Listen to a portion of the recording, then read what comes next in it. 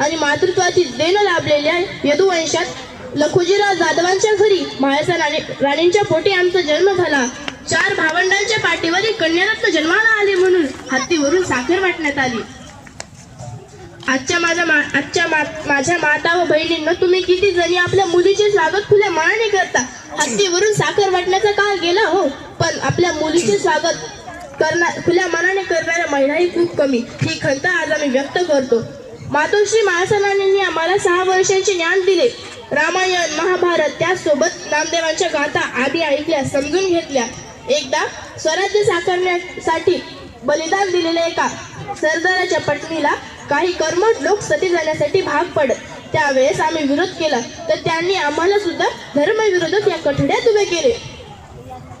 एरवी स्वराज्य संकल्पक म्हणून ओळखल्या जाणारे आम्ही थक्क झालो. शिवबांना धर्म शिकवताना समाजाचे कल्याण आधी हेच आम्ही शिकवले.